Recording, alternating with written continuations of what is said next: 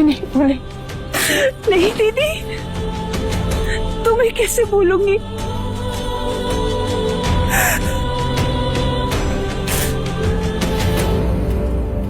दीदी, दीदी, दीदी क्या हुआ? दीदी, जाने का समय, अंतिम बार महाराज के जी को बुलाओ, महाराज को बुलाओ, मंगला दीदी को कहोगे। दीदी, दीदी,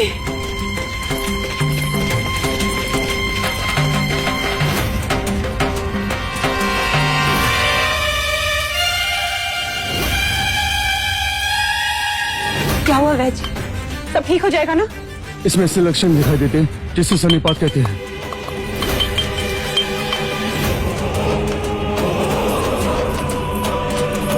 क्या हुआ महादेवी को? पता नहीं मंगला दीदी, बात करते करते अचानक ही अपनी सुध खो बैठे। आप भीतर न जाए महाराज, शास्त्र कहते हैं इस समय महादेवी से मिलना आपका। परंतु गुरुदेव, इस समय महादेवी को हमारी आवश्यकता है।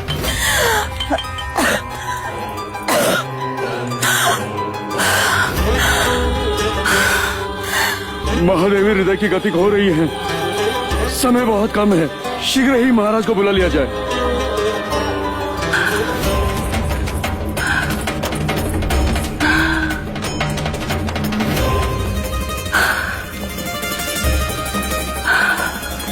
कोई तो उपाय होगा गुरुवर्य। समय विपदा का है, इसे बीत जाने दीजिए। पर यदि यह समय निकल गया तो महाराज महादेवी के दर्शन फिर कभी नहीं कर पाएंगे। आप चलिए महाराज। प्रायश्चित करना होगा आपको महाराज। हम जो प्रायश्चित कहेंगे हम करेंगे। आपको 100 गायों का दान करना होगा महाराज, तब प्रायश्चित होगा।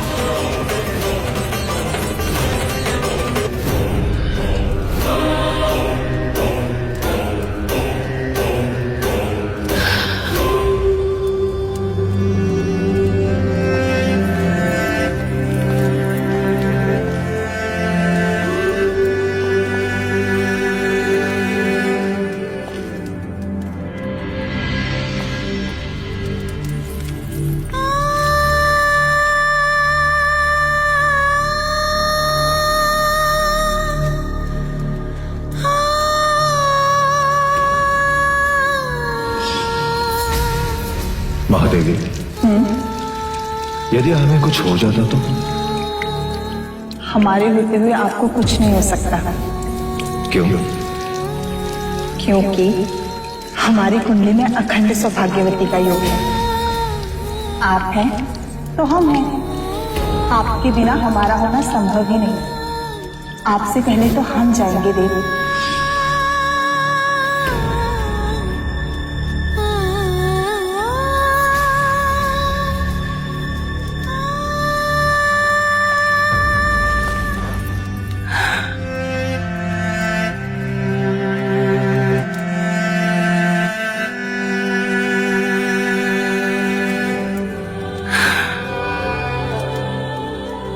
आज तक बिना मांगे ही वचन दिल के।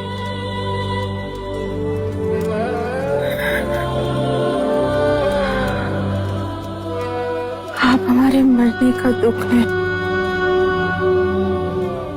युवराज के आने की खुशी मनाए।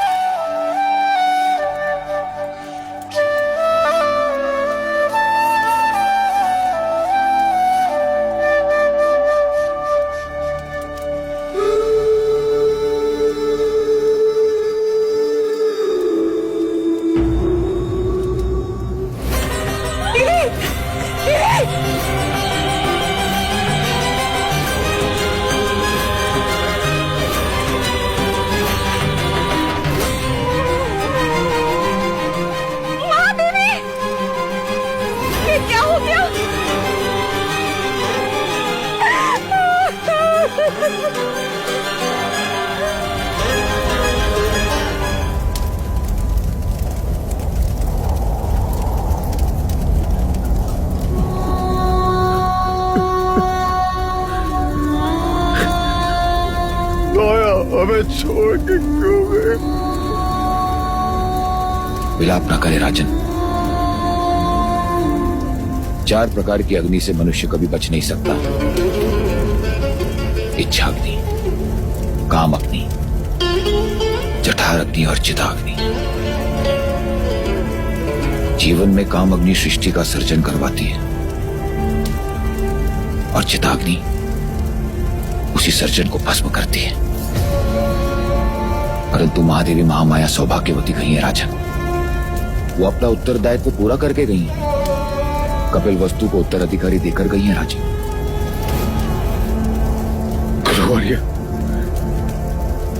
यदि पुत्र कामेष्टि यज्ञ के दिन आपने मुझे बता दिया होता कि पुत्र प्राप्ति के पश्चात 7 दिन के बाद माया नहीं रहेगी, तो मैं पुत्र कामेष्टि यज्ञ कभी नहीं करवाता, कभी नहीं करवाता गुरुवर्य, कभी करवाता।